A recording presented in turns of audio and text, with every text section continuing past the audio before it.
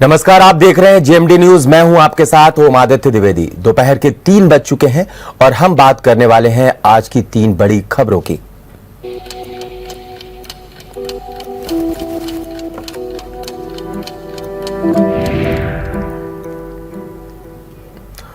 तो चलिए खबरों की शुरुआत करते हैं। पहली खबर के साथ सीएम योगी आदित्यनाथ 2 दिवसीय बलरामपुर के दौरे पर पहुंचेंगे। सबसे पहले 5 बजे जनकपुर पहुंचेंगे सीएम। इसके बाद 5:15 पर सिद्धपीठ रत्ननाथ मंदिर, फिर शाम करीब 6:15 पर देवीपाटन मंदिर सीएम जाएंगे। देवीपाटन मंदिर में ही सीएम रात्रि विश्राम करेंगे। यहां सीएम अधिकारियों के साथ बैठक करेंगे। इसके बाद कल सिद्धार्थनगर के लिए रवाना होंगे। वहीं दूसरी खबर लखनऊ से है। पीएम मोदी का फॉर्मूला रिफॉर्म, परफॉर्म और ट्रांसफॉर्म पर काम कर रही योगी सरकार ने अब विभागीय अधिकारियों के लिए मंत्रिमंडल के सामने प्रेजेंटेशन के नियम तय किए हैं। अब सभी विभागों के अपर मुख्य सचिव या प्रमुख सचिव जैसे सीनियर अधिकारी ही प्रेजेंटेशन देंगे। इसके लिए 30 मिनट का वक्त तय किया गया है। इस 30 मिनट में ही विभाग का परिचय, अगले 100 दिन और 6 महीने की कार्य योजना बतानी होगी। विभागों का प्रेजेंटेशन 5 मार्च से शुरू होगा। सीएम की मौजूदगी में होने वाले इस प्रस्तुतिकरण में विभाग के मंत्री भी मौजूद रहेंगे। सीएम ने कामकाज में मंत्रियों की सक्रियता रहे और विभाग के प्रदर्शन के प्रति जवाबदेही भी तय की है। वहीं बात करते हैं तीसरी खबर की। कानपुर में जलकल विभाग के जीएम नीरज गौड़ के आवास पर गुरुवार की रात सीबीआई ने छापा मारा। बंद कमरे में उनसे पूछताछ की गई। जिले के एक उच्चाधिकारी के मुताबिक पूरा मामला एनएचएआई से जुड़ा हुआ बताया जा रहा है। बेना झाबर स्थित जलकल के पीछे ही जलकल के जीएम का बंगला है। गुरुवार की रात लगभग 8:30 बजे सीबीआई की 3 सदस्यीय टीम स्वरूपनगर थाने पहुंची। यहां से पुलिस के साथ रात 11 बजे जलकल जीएम के आवास पर पहुंची। पुलिस ने बंगले को चारों तरफ से घेर लिया। सीबीआई सीधे बंगले के भीतर गई और नीरज गौड़ को परिवार के सभी सदस्यों से अलग एक कमरे में ले जाकर पूछताछ शुरू कर दी। टीम ने बंगले पर रखे कई दस्तावेज भी खंगाले। मोबाइल अलग रखवा दिया ताकि किसी से संपर्क न हो सके। कई दस्तावेज और कागजात भी सीबीआई ने जब्त किए हैं। 3 घंटे तक पूछताछ के बाद सीबीआई की टीम वापस लौट गई। तो इस वक्त की 3 बड़ी खबर बलरामपुर से, पहली खबर, दूसरी लखनऊ से और तीसरी कानपुर से। तो आपको बता दें जिस तरीके से बलरामपुर का दौरा है, दो दिवसीय दौरा है, जिसको लेकर के अब कयास लगाए जा रहे हैं कि आगे नवरात्र है, जिसको लेकर देवीपाटन मंदिर भी जाएंगे। और इसी खबर पर हमारे साथ हमारे संवाददाता राहुल रत्न हमसे जुड़ गए हैं बलरामपुर से। राहुल रत्न, पहली बात तो देवीपाटन मंदिर जाएंगे क्योंकि नवरात्र है जिस तरीके से कल से, ऐसे में अधिकारियों से क्या कुछ समीक्षा बैठक करते हुए नजर आएंगे, क्या कुछ जानकारी लेते हुए नजर आएंगे, क्या अधिकारियों की क्लास लगा सकते हैं? सर, हम आपको बता दें यहाँ के जो देवीपाटन मंदिर में योगी आदित्यनाथ पहुंचे जनकपुर में, यहाँ की प्रशासन की पूरी व्यवस्था टाइट कर दी गई है। यहाँ से फोर्स भी तैनात कर देंगे। डीएमएसपी वहाँ पर मौजूद है और 5:10 पे पहुंचेंगे। ठीक है, क्या कुछ इंतजाम है वहां पे सुरक्षा के? क्योंकि जब सीएम पहुंचे तो एक प्रोटोकॉल है और जिसके तहत जो प्रशासन ने क्या कुछ सुरक्षा के इंतजाम किए हैं? यहाँ की बताया जाए कि 2 तारीख को नवरात्र भी चालू है और यहाँ प्रशासन इस तरह से तैनात किए गए हैं कि कोई किसी को परेशानी ना हो या किसी को दिक्कत हो। बीजेपी के कौन से नेता उस वक्त वहां पर मौजूद रहेंगे? कौन से वरिष्ठ और विशिष्ट नेता मौजूद रहेंगे जब सीएम योगी आदित्यनाथ पहुंचेंगे?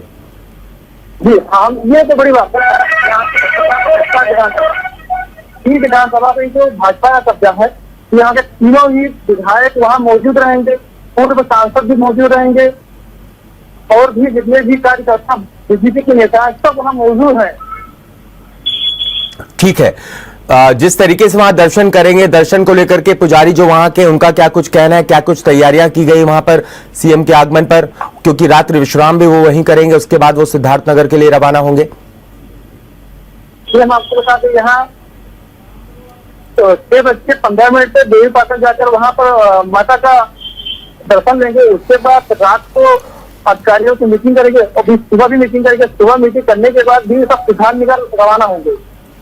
ठीक है राहुल, आपका जुड़ने के लिए शुक्रिया, इस पर तमाम जानकारी देने के लिए शुक्रिया। तो बलरामपुर का 2 दिवसीय दौरा, और ऐसे में देवी पाटन मंदिर जाएंगे, देवी माता के दर्शन करेंगे। कल से नवरात्र शुरू हैं, जिसको लेकर के वहां पर जाएंगे और माता के दर्शन करेंगे, पूजन पाठ करेंगे। और ऐसे में वहां पर सुरक्षा के पुख्ता इंतजामात भी किए गए हैं। जो प्रशासनिक अधिकारी हैं, जिला प्रशासनिक अधिकारियों ने तैयारियां कर रखी हैं। हालांकि जिस तरीके से मुख्यमंत्री वहां पहुंचेंगे, उसको लेकर के जो प्रोटोकॉल है उसका भी पालन किया जाएगा। जो वहां के विधायक हैं, स्थानीय विधायक हैं, और जो लोकसभा लगती है वहां के सांसद हैं, और कुछ वरिष्ठ और विशिष्ट नेता भी वहां पर बीजेपी के मौजूद होंगे उस वक्त जब सीएम योगी वहां पर पहुंचेंगे। अब दूसरी खबर की बात कर लेते हैं जो लखनऊ से है। आपको बता दें, जिस तरीके से रिफॉर्म परफॉर्म की बात की जा रही है, और ऐसे में परफॉर्मेंस के लिए अब कितनी सजग नजर आ रही है योगी सरकार। साफ साफ दिशा निर्देश दे दिए गए हैं कि अब आपको मंत्रियों के सामने अधिकारी जो हैं, अपर सचिव हैं, प्रमुख सचिव हैं, उनको प्रेजेंटेशन देनी होगी 30 मिनट की। और इस प्रेजेंटेशन के दौरान उनको 100 दिन का जो एजेंडा है, 6 महीने की जो कार्य योजना है उसकी जानकारी देनी होगी। विभाग के बारे में 5 मिनट के अंदर बताना होगा। ये सारी चीजें जो हैं अब होती हुई नजर आएंगी। तो कुल मिलाकर के प्रेजेंटेशन के जरिए कामकाज का ब्यौरा मांगा जाएगा और अधिकारियों की जिम्मेदारी तय की जाएगी, जवाबदेही तय की जाएगी। साथ ही साथ जो मंत्रालय बांटे गए हैं, जिसके पास भी जो मंत्रालय है मंत्रियों के पास, उनकी भी जिम्मेदारी तय की जाएगी, उनसे भी जवाब लिया जाएगा।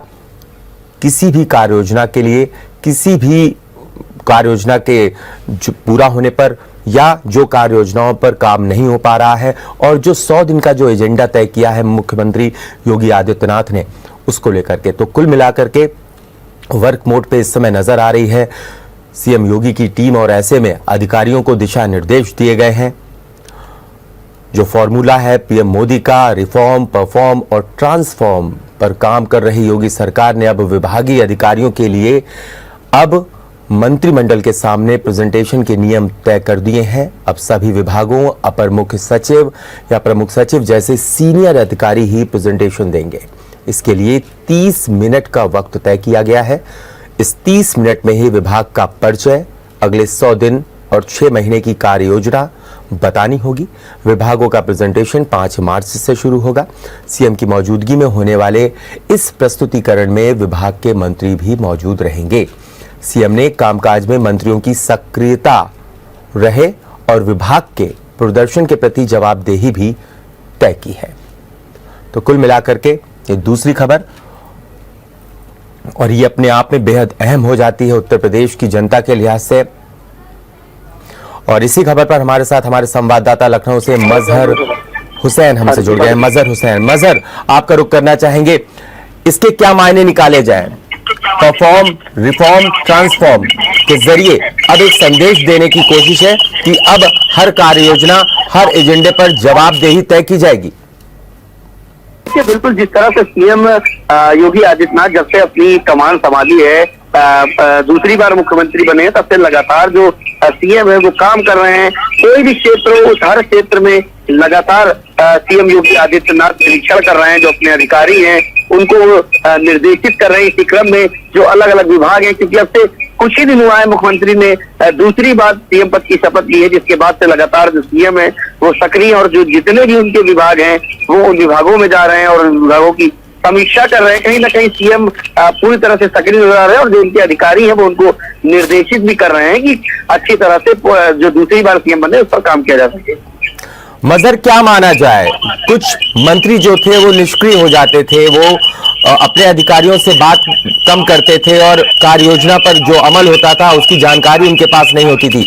और ऐसे में अब जिस तरीके जो प्रमुख सचिव हैं, सचिवों की जिम्मेदारी तय की जा रही है, अधिकारियों की जिम्मेदारी तय की जा रही है और प्रेजेंटेशन देंगे, तो ऐसे में मंत्रियों की भी जवाबदेही तय कर दी गई है। ऐसे में जी बिल्कुल, देखिए मुख्यमंत्री योगी आदित्यनाथ ने साफ निर्देश दे दिया है कि जो भी उत्तर प्रदेश में दूसरी बार मुख्यमंत्री सीएम के मुख्यमंत्री बनने के बाद जो मंत्रियों ने शपथ ली है वो बगैर मुख्यमंत्री से बताए उत्तर प्रदेश से बाहर नहीं जा सकते, और जो सचिव हैं उनकी भी जवाबदेही है, काम को लेकर लगातार सक्रिय रहेंगे, चाहे वो सचिव हो या अधिकारी हो, मंत्री हो, हर किसी पर सीएम योगी ने अपना जो एक प्रोटोकॉल है वो बना रखा है कि आप किसी भी तरह से कोई भी लापरवाही अब इस बार नहीं चल सकती। अगर किसी भी मंत्री को यूपी से बाहर जाना है तो उसके लिए सीएम को इन्फॉर्म करना होगा, किसी भी अधिकारी को अगर कहीं जाना है तो उसके लिए मंत्री से बताना पड़ेगा। तो निश्चित तौर पर कहीं ना कहीं सीएम योगी आदित्यनाथ पूरी तरह से उत्तर प्रदेश में दूसरी बार सक्रिय, और यही सक्रियता है कि जो मंत्री की और अधिकारियों की जिम्मेदारी तय कर दी गई है, जिस पर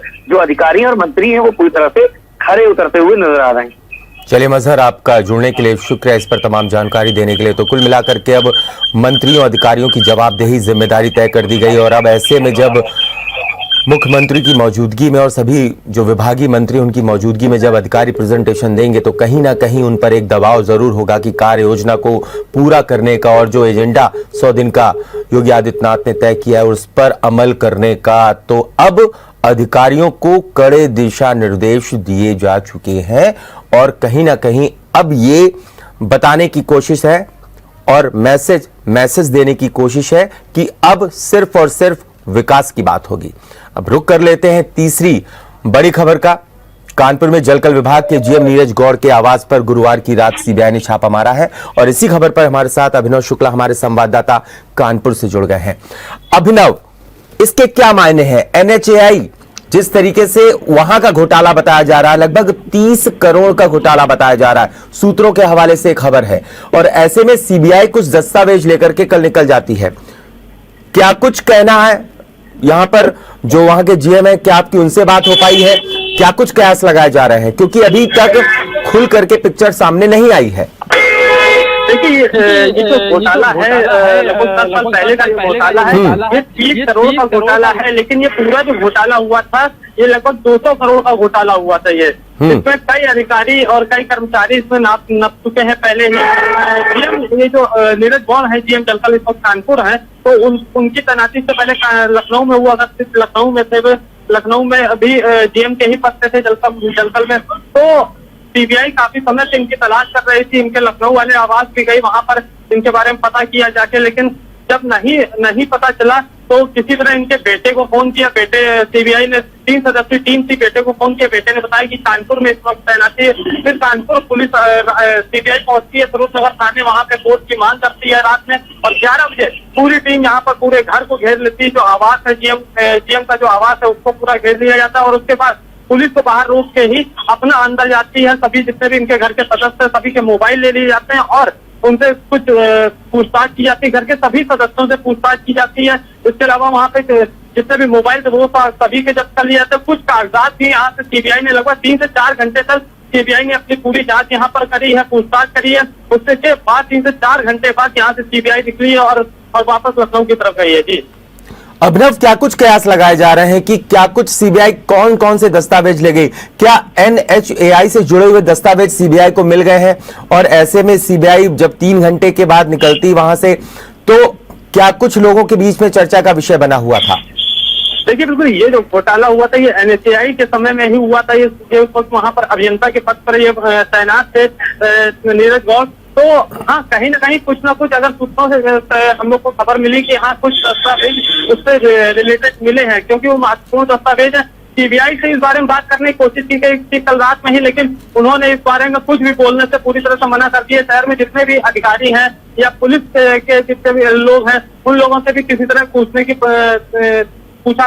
कोशिश की गई, लेकिन अभी तक कोई भी इस मामले पर खुल के बोलने को नहीं तैयार हो रहा है। जीएम जलकल जो है नीरज गौड़ वो आज अपने कार्यालय नहीं पहुंचे हैं, जीएम जलकल घर पे ही है। ये भी पता चला सूत्रों के हवाले से कि वो अभी घर पे ही है, लेकिन आज अभी कार्यालय नहीं पहुंचे हैं, इसलिए उनसे भी अभी तक कोई बात नहीं हो पाई है। जी आप इनके कार्यालय पहुंचे होंगे अभिनव, जरूर पहुंचे होंगे, और वहां का जो माहौल है इस वक्त, क्या कुछ माहौल है, क्या कुछ चर्चा का विषय बना हुआ है? क्योंकि आज मुझे ऐसा लगता है उस कार्यालय में टॉक ऑफ द जो टाउन है वो यही मुद्दा रहा होगा।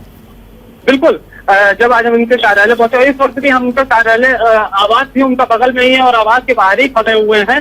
तो अगर जब वहाँ के लोगों से जब थोड़ा बहुत बात करने की कोशिश की गई तो उनका यही कहना है, सुबह जब हमने अखबारों में खबर पढ़ी है तब हमें इस बारे में पता चला है। बाकी रात में किसी तरह की इस बारे में कोई भी चर्चा नहीं हो पाई थी, किसी को पता ही नहीं चला था, क्योंकि देर रात का मामला था। देर रात में सीबीआई पुलिस के पास पहुंचती है, पुलिस को लेके सीबीआई यहाँ पे घर पहुंचती है और उसके बाद छानबीन शुरू होती है। सभी के मोबाइल ले लिए जाते हैं, किसी से कोई बातचीत नहीं कोई बाहरी व्यक्ति से किसी को बातचीत नहीं हो पाती है, कोई बाहरी व्यक्ति अंदर नहीं जा सकता है, ना अंदर का व्यक्ति कोई बाहर आ सकता है, चारों तरफ पुलिस लगी हुई थी। इसलिए सभी का यही कहना है कि जो भी अखबारों में, जो भी न्यूज चैनलों में जो भी दिखाया गया, सिर्फ उतने ही उनके बारे में जानकारी है। रात की जो भी घटना यहाँ पे घटित हुई है, बाकी उनको इसके अलावा कुछ भी नहीं जानकारी है। और बाकी अभिनव, जिस वक्त सीबीआई का छापा पड़ा उस वक्त तो उनके घर पे हड़कंप मच गया होगा, क्योंकि जिस तरीके से आप बता रहे हैं कि स्वरूप नगर की जो पुलिस पहुंची थी, चारों तरफ से घर को घेर लिया गया था, ऐसी जानकारी थी। घर में हड़कंप मचा होगा, जो आसपास का जो एरिया है वहां पर भी हड़कंप का माहौल होगा, क्योंकि सीबीआई ने किसी भी तरह से ये खबर जो थी वो लीक नहीं हुई। बिल्कुल, ये जो खबर थी सीबीआई ने लीक नहीं होने दी है। इसी एक जीएम के घर पे, जलकल विभाग का जीएम है, उसके घर में आधी रात में अगर पुलिस और सीबीआई टीम पहुंचती है तो एक बड़ी बात हो जाती है। तो हड़कंप तो एक हो ही गया था, कुछ लोगों को पता भी चल गया था कि हाँ पुलिस आई है, लेकिन जानकारी ये नहीं हो पाई थी कि किस लिए आई है। सीबीआई वाले थे तो वो शादी बाकी में होते हैं तो ज्यादा कुछ उनको जानकारी लोगों को नहीं हो पाई थी, लेकिन हड़कंप मचा जब अंदर जाके सभी को एक कमरे में, बाहर वाला जो कमरा है उनका बाहर का, वहां पे ही सभी को, पूरे परिवार को बुलाया गया, वहीं पे ही सबके मोबाइल रखवाए गए। सीबीआई ने अपने कब्जे में उनके मोबाइल लिए और उसके बाद जो उनके यहाँ जो कर्मचारी होते हैं उनको भी वहीं पे रोक लिया गया था, जिसमें मोबाइल उनके भी ले लिए गए थे, जिसमें किसी से कोई बातचीत ना हो पाए और ये जो खबर है ये बाहर ना लीक हो पाए। लोगों का यही कहना है कि सब जब न्यूज चैनल्स और अखबारों में सुबह ये खबर देखी गई है, उसी के बाद ही हमको जानकारी मिल पाई है, बाकी इसके अलावा उनको कुछ भी नहीं पता है। हाँ, लोगों से जब हमने ये बात करी तो उन्होंने बताया, उनके ऑफिस में जब बात करी तो उन्होंने बताया कि आज ऑफिस नहीं आए हैं। हमने ये भी पूछने की कोशिश करी क्या सीबीआई इनको अपने साथ तो नहीं ले गई है, तो उन्होंने कहा कि नहीं, सीबीआई नहीं, ये घर पे ही है, जीएम साहब आपके घर पे ही हैं, लेकिन आज ऑफिस भी नहीं आए। चलिए अभिनव, आपका शुक्रिया इस पर तमाम जानकारी देने के लिए। तो कुल मिलाकर के इस वक्त वो अपने घर पर है जीएम, और ऐसे में क्या कुछ सीबीआई से बात हुई है इसके बारे में किसी को जानकारी नहीं है। फिलहाल अभी के लिए इतना ही। आप देखते रहिए जेएमटी न्यूज। अगर आपको हमारा वीडियो पसंद आया हो तो हमें लाइक करें, सब्सक्राइब करें और ज्यादा से ज्यादा शेयर करें। और हाँ, बेल आइकॉन दबाना ना भूलें ताकि हर खबर का अपडेट आप तक पहुंचे तुरंत। आप हमें इंस्टा, ट्विटर और फेसबुक पर भी फॉलो कर सकते हैं। हमारी आईडी है @JMT News।